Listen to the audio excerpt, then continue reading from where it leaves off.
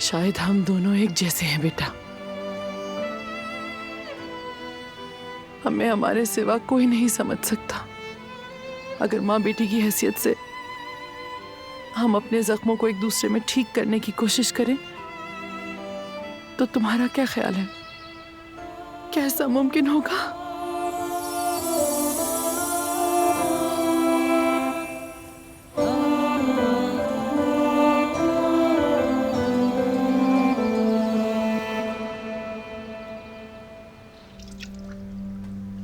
मुझे ऐसा क्यों लग रहा है कि तुम परेशान हो? कुछ हुआ है क्या? नहीं अम्मी, कुछ नहीं हुआ। अच्छा ठीक है, मैं जरा मार्केट जा रही। उस दौरान तुम जरा ड्राइंग रूम साफ कर लेना, ठीक है? ठीक है अम्मी, पहले ये काम खत्म कर लूं, उसके बाद करती हूँ।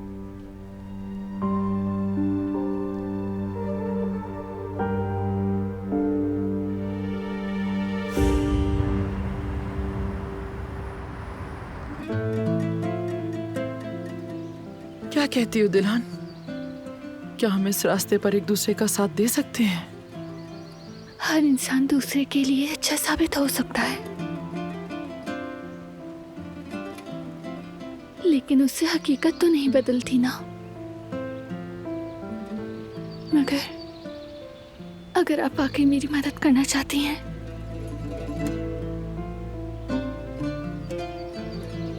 तो अम्मी के बारे में बताएं। लगता है आपको उनके बारे में काफी कुछ पता है।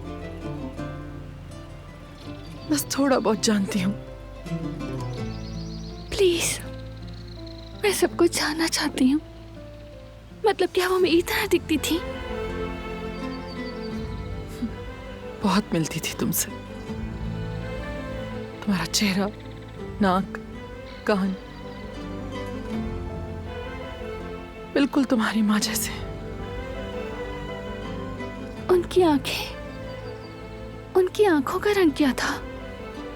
हेजल थी, बड़ी बड़ी हेजल आंखें, हर वक्त उदासी से भरी हुई। वो किसी से नजरें नहीं मिलाती थी। उसे हमेशा डर होता था कि उसकी आंखों में उसका दुख कोई पढ़ ना ले। वो खुद को छुपाती थी, मजबूत रहती थी।